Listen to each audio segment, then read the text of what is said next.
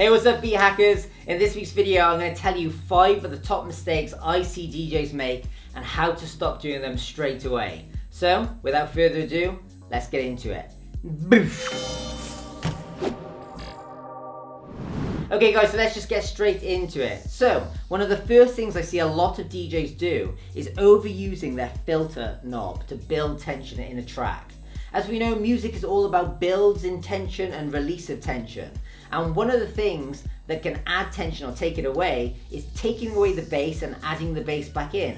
If you think about big drops in electronic dance music, it's because they've taken away all the bass and then they give you a load of bass all at once, and it's like, that's why it's called a drop. It's like you're being a ton of bass just dropping on you. So this is where DJs can use the filter to actually add to this tension in the track. But a lot of DJs use it too much and actually filter out so much of the song that actually the audience almost don't have anything to be dancing to, even if it is just like a big snare roll leading to a drop. So first things first, I'm just going to show you exactly what this would sound like if done wrong.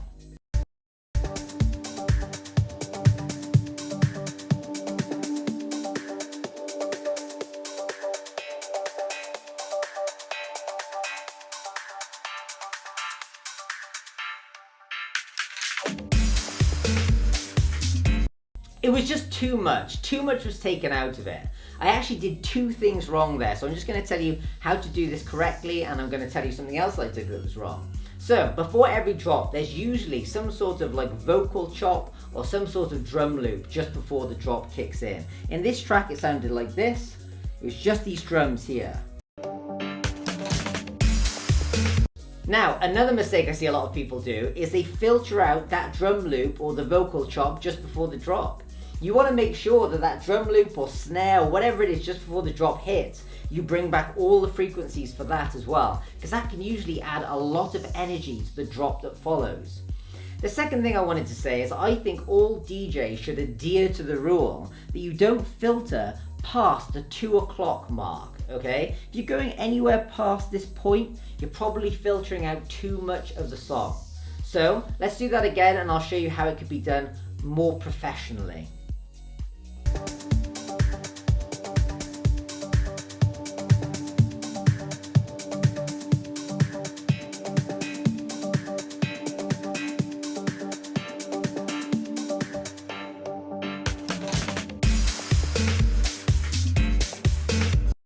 So to me that sounded way more professional. I hadn't taken away too many frequencies so people still had something to dance to, but I was still adding to the tension of the song slightly using my DJ decks. Okay guys, so the second biggest mistake that I see a lot of DJs making is adding way too many effects to the songs that are currently playing. If you think about it, the music that you are playing out has been made by a professional, and they probably spent up to 50 hours in the studio making sure that that track was perfect and sounded exactly like it was supposed to. They don't need you as a DJ to add a huge flanger effect the whole way through the chorus of the song. If they wanted the song to sound like that, they would have added the flanger effect, but they didn't. So there's a huge clue there. The second thing I wanted to say is, your audience are not really going to be aware that you're adding these kind of effects on. And actually, if you're adding enough of an effect that the people listening are going, what is going on with this song? It doesn't usually sound like this. You are ruining it for the people who are listening. So there are 2 reasons there why you wouldn't necessarily even really want to add much of an effect. So, and actually guys, just a little sub note here. I think the reason why people do this is because as DJs, sometimes there is literally nothing to do. You just need to let the song play and let people enjoy it. But I think sometimes we can feel a bit awkward that we're not doing anything, and suddenly you realize someone's watching you and you're not doing anything. Oh my god, it looks like I'm not doing my job properly. I better do something. But a really good DJ understands that sometimes nothing needs to be done, and you can just relax and not be so insecure about feeling like you need to press buttons and turn knobs constantly.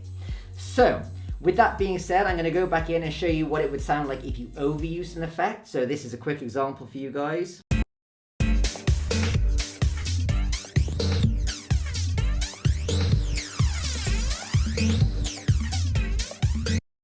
Now, to me, I think that sounds terrible. So this is what I would suggest to you if you want to start adding different effects just to a song that's playing. Now I'm not talking about using it in a transition like an echo out or a bit of reverb or something like that. I'm talking about just adding an effect to a song that's playing and you're not doing any transition at all. My first tip would be, if you want people to hear the effect, use it for a moment and then take it away. Use it quickly and then get rid of it. Don't use it more than once or twice on any one song. Just add it once and take it away if you feel you really want to. So that, for example, would sound a little bit like this.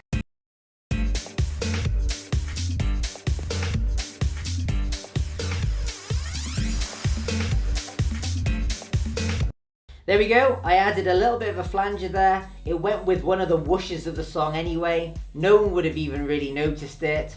So there was no point in really doing it in the first place. But there we go, it's just my opinion. The second thing is as well, if you want to use effects, just add it so subtly that people don't really notice. I'm not going to do an example of that because I'll just be showing you an effect that you won't really notice. And again, it falls in line with my opinion on this, which is if people aren't noticing it, don't bother doing it. So that's point number 2. Okay, so point number 3 is not phrase matching properly. Now if you want to know all about beats, bars and phrases, hang around to the end of this video and I'm going to redirect you to another one of my videos where I'll teach you all about phrase matching perfectly every single time. But for now, all you need to know is that all different songs have different sections. And when you're doing a transition, particularly a beat match, you want those two sections to align perfectly and it will flow. So I'm actually going to start this by showing you what it would sound like if a beat match was done perfectly on phrase. So let's just have a quick listen to this. What I want you to listen out to is the fact that the one song would end with a kind of whoosh and the second song will come into a new section of the song straight away at the exact same time, and it feels like the two songs were meant to just fit together. Let's have a quick listen.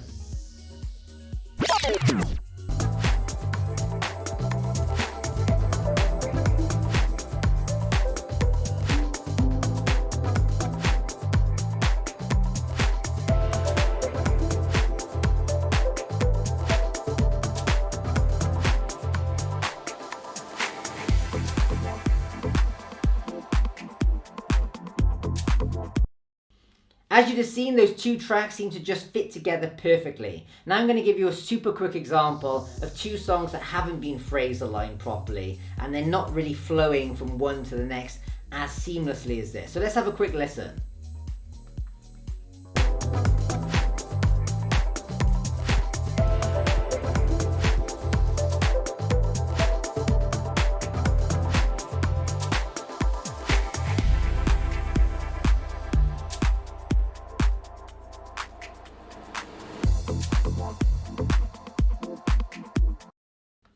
Now, there could be many reasons why this could happen. It could be that you just haven't phrase matched properly, or it could be that the two phrases of the songs don't align properly, or it could be that you missed your cue point and you haven't actually got the two phrases lined up and you're aware that that's about to happen.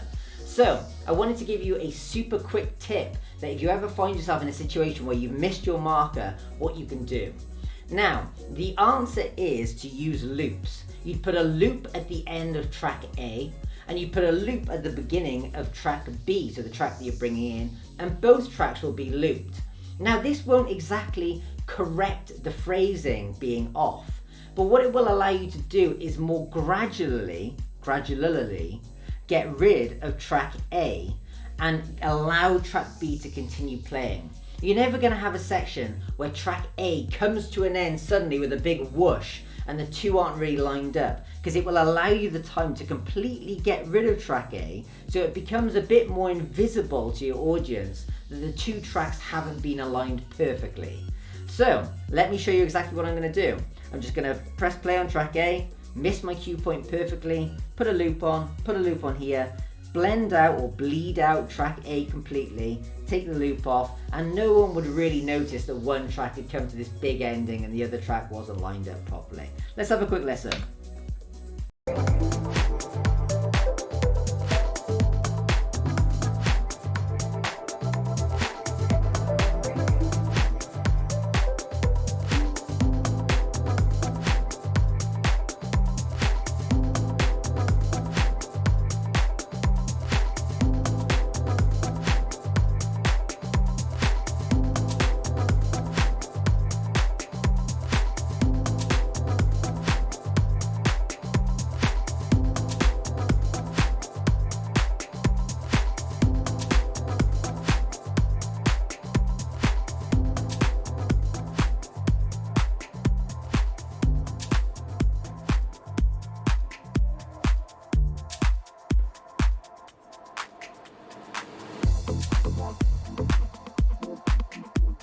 As you can see, what it did was it gave me a bit more time where I could do a bit more of a prolonged blend between the two tracks, and it was less obvious I missed my marker.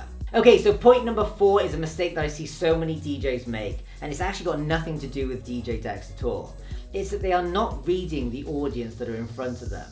You have to remember that we are being employed as DJs for one reason, and that's to make sure that the audience, that side of the DJ decks, are having an amazing time and are dancing all night. Now, as DJs, because we like to kind of geek out and watch all these videos on how to do perfect transitions and stuff, when we go out and DJ to an audience, we think that they're going to be watching our transitions, seeing if we know what we're doing, making sure that we're mixing in key, and the reality is 99% of the people out there have no idea about DJ transitions, have no idea about mixing in key. All they care about is, do I like this song or do I not like this song? Do I want to dance to this song or don't I want to dance to this song? And what so many DJs actually fall short on is they may be technically perfect, but they're just not reading the crowd and playing the type of music that the crowd want to listen to. They're too busy trying to do the perfect DJ set. So this is one little analogy that I want to kind of give you guys, is that I was at a wedding once, and the band had all packed away and they plugged in an iPod just to people to dance to while they were packing their stuff away. And the entire room was going ballistic, like people were jumping on the tables and stuff to an iPod. Then I've been to other weddings where it's late into the evening, everyone's completely smashed, and the DJ is doing this really good, perfect DJ set, and no one's dancing because he's not playing the kind of music that people want to dance to. And now, take a moment to think, if you were pissed in a wedding and you wanted to just have a laugh with your mates, would you rather dance to your favourite music played off an iPod, or would you rather dance to music that you don't like that's been blended perfectly? That's all you have to think about. So, read your audience. Now, reading an audience is a bit of an art that takes a lot of time, and you just have to be able to go and DJ and build a good playlist and just build up a good knowledge of tracks in your head. But if you are brand new to DJ, one of the top tips I can give you is contact the person you're DJing for, say if it's like a private event, and ask them to send you a playlist of the music that they're gonna like. Even if it's a house party and you know everybody going, get everyone to send you their favourite songs beforehand so you know you're playing people's favourite music. You know, if you're playing at a nightclub and it's a certain type of music, then obviously just make sure you've got the most recent and the biggest kind of bangers in that genre. But basically, make sure you've got music that you know your audience out there are going to love. And the other thing is, you can always have Spotify on hand. Spotify's amazing because if you type in 1 or 2 songs that you like or you're currently playing and people are loving in front of you, it'll give you a ton of song suggestions that you're most likely going to like if you like those songs. So you can kind of do research on the spot these days if you've got a good enough internet signal, and you can download music on the spot. So look, there's a quick tip for you, but basically, 4th point is make sure you're just looking at your audience. Don't get so hung up on doing perfect DJ sets. If you're not playing music people like, they won't be dancing. Okay, so the 5th most common mistake I see DJs make is removing unnecessary frequencies. So let me give you an example. Say track A is playing at full volume with all frequencies on, and track B I'm about to bring in, so I cut the lows, cut the mids, and I'm about to bring it up like this. Well, this is something that took me the longest time to realise. That actually, when you're mixing, you're just using these frequency knobs here to remove clashing frequencies, which means frequencies have to actually be clashing a little bit before you start removing them, right? So, prime example, let's say I brought this all the way up and I'm introducing my mids. I'll often find that I have to bring the mids to about the 11 kind of, 11:30, 12 position before I even hear the clashing happening, before I need to take away the mids over here. And usually it's quite subtle. If you're using your ears to just listen to if it's actually clashing or not, you'll realize you don't have to take as many frequencies away as you might think on the mids and the highs. See, something I see a lot of DJs do is they think, well, I'm about to bring up the mids here, so I'm going to cut the mids here. And there's a point where both mids are cut, and it sounds really thin in the middle of the track, and it sounds kind of terrible. Let me give you a quick example of what this would sound like.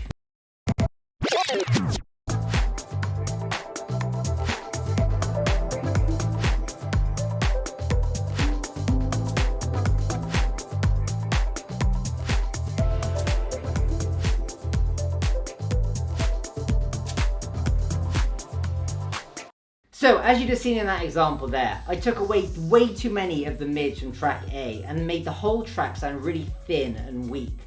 Now, some of you may have noticed that even when I reintroduced frequencies on track B, there weren't really many kind of mid frequencies playing, which is why I always say, bring those frequencies pretty high before you even decide if you need to take away any of the mid frequencies on track A or the track that you're getting rid of. Because sometimes you may not even have to do anything. See, with hi-hats, sometimes you just have to cut the highs a little bit, the mids a little bit. I usually like to kind of swap out the lows because of phasing issues, but don't feel just because you're introducing a frequency, you need to cut the other frequencies by the same amount. Always use your ears. So, have a listen. You'll be surprised at how little I actually cut frequencies over here, but it still sounds good. So, let's have a go.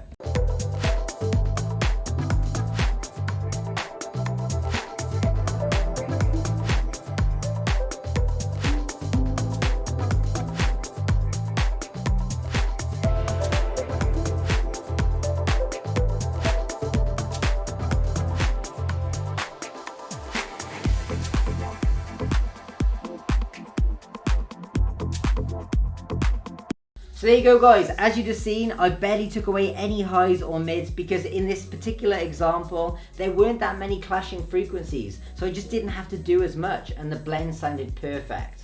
So there you go guys, there's the 5 most common mistakes that I see other DJs make and a couple of tips to make sure that you stop making those mistakes ASAP. Now, if you are interested in getting 10 times better on your DJ decks, why not go and check out my website at beginnerdjlessons.com. There's a link directly below this video. I've got 3 courses there, beginner, intermediate and advanced course that will make you 10 times better on your DJ decks, no matter what standard you are at the moment. Now, if you like this video, make sure you leave a comment, like the video because it'll help the video get more views, which is what I want. And also guys, if you like videos like this and you want to see more videos like this on a weekly basis, make sure you subscribe to my channel by hitting this button here and hitting the bell notification so you get told about future videos. Hit that button down there if you want to go straight through to beginnerdjlessons.com, and hit this video link below if you want to go and see my tutorial on matching beats, bars and phrases. See you guys in next week's video. Ciao!